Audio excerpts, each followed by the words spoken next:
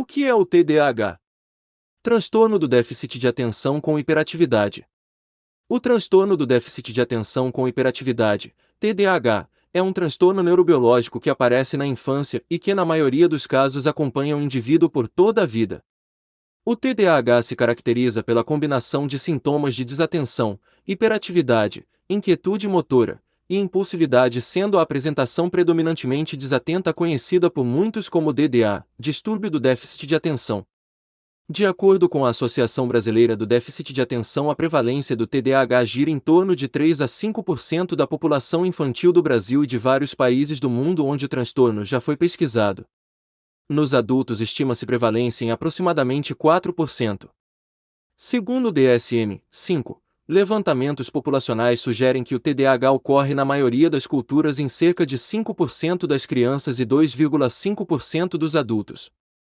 Segundo o DSM-5, Manual Diagnóstico e Estatístico de Transtornos Mentais, quinta edição 2013, o TDAH é mais frequente no sexo masculino do que no feminino na população geral, na proporção de 2 horas e 1 minuto em crianças e de 1,6 em adultos, com maiores chances de pessoas do sexo feminino se apresentarem primariamente com características de desatenção em comparação com as do sexo masculino.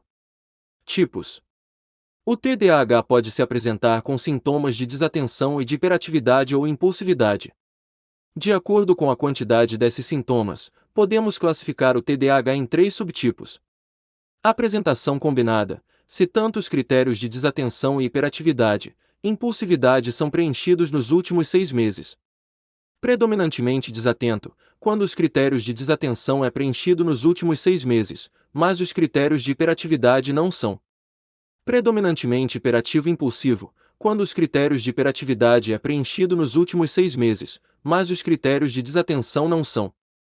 Em geral, para cada critério ser preenchido, crianças precisam apresentar 6 ou mais sintomas, enquanto adultos e adolescentes com mais de 17 anos podem apresentar até 5 para serem classificados dessa forma. Além disso, a pessoa pode ter 3 diferentes graus de TDAH. Leve: poucos sintomas estão presentes além daqueles necessários para fazer o diagnóstico, e os sintomas resultam em não mais do que pequenos prejuízos no funcionamento social, acadêmico ou professional. Moderada: sintomas ou prejuízo funcional entre leve e grave estão presentes.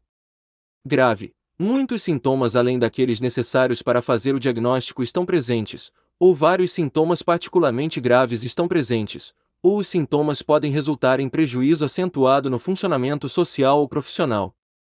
Causas: o TDAH é um dos transtornos psiquiátricos mais bem estudados no mundo, entretanto existe um questionamento contínuo sobre a sua origem e até o momento não há um consenso científico sobre as suas reais causas, ou seja, quanto a ele ser inato, genético, ou adquirido, ambiental.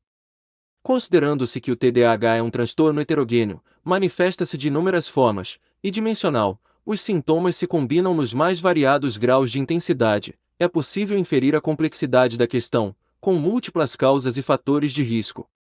Assim, ainda continua difícil precisar a influência e a importância relativa de cada fator no aparecimento do transtorno, havendo necessidade de mais pesquisas sobre o tema.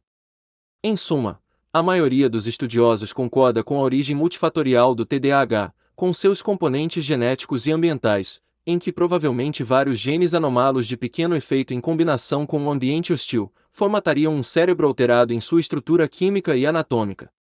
Podemos dividir os fatores que causam o TDAH em fatores neurobiológicos, que incluem genética e anormalidades cerebrais, e fatores ambientais. Entenda melhor cada um deles. Fatores genéticos. Os fatores genéticos parecem ter um papel bastante relevante na origem do TDAH. As pesquisas são concordantes e mostram que a prevalência de TDAH é bem maior em filhos e familiares de pessoas com TDAH em relação a pessoas sem o problema e que a heredabilidade média do TDAH é estimada em 76%.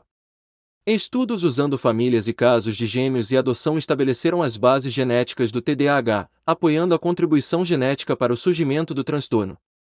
Estudos verificaram que 60% das crianças com TDAH tinham um dos pais com o transtorno, que a probabilidade da criança ter o TDAH aumenta em até 8 vezes se os pais também tiverem o problema, que entre familiares de pessoas com TDAH o risco de se ter o transtorno era 5 vezes maior que o de pessoas sem história familiar, que apesar de não haver diferenças importantes na incidência de TDAH entre pais e irmãos de filhos adotivos comparados a pais e irmãos da população controle, havia um padrão familiar de TDAH entre os pais e irmãos biológicos de crianças com TDAH.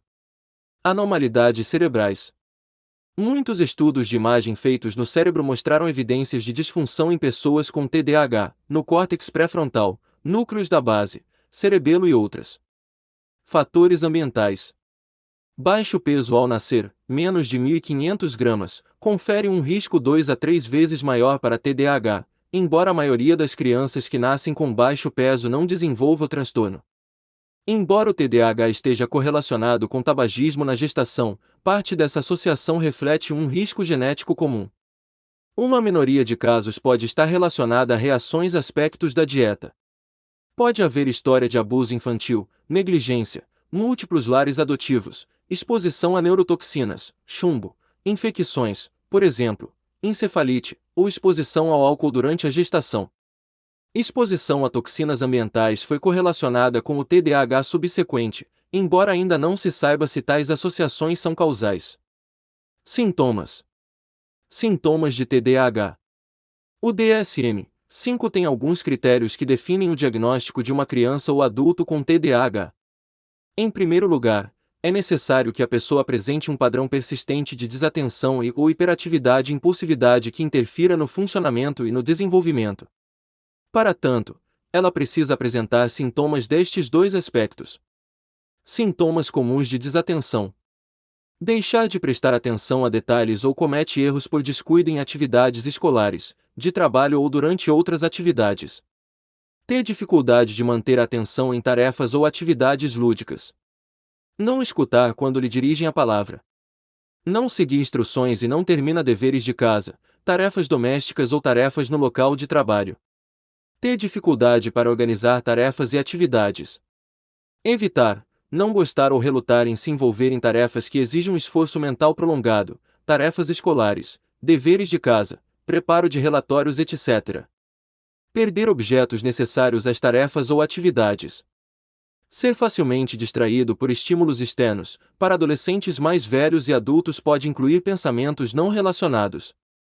Ser esquecido em relação a atividades cotidianas. Sintomas comuns de hiperatividade e impulsividade. Remexer ou batucar mãos e pés ou se contorcer na cadeira.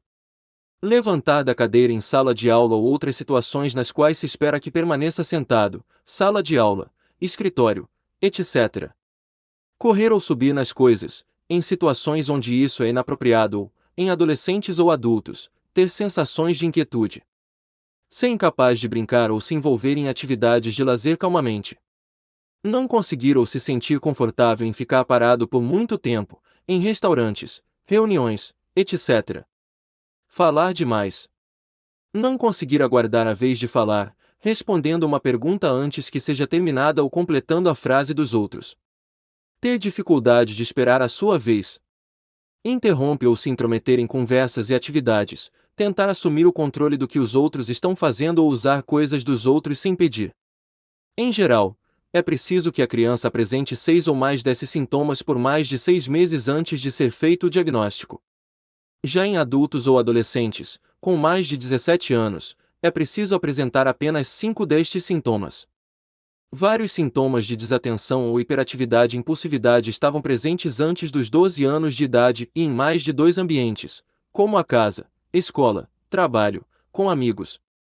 É preciso haver evidências claras de que os sintomas interferem no funcionamento social, acadêmico ou profissional ou de que reduzem a sua qualidade.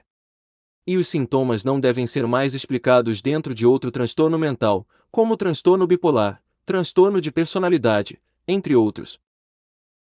Para mais informações, procure um médico capacitado para te atender. Inscreva-se e deixe seu like. Bons estudos!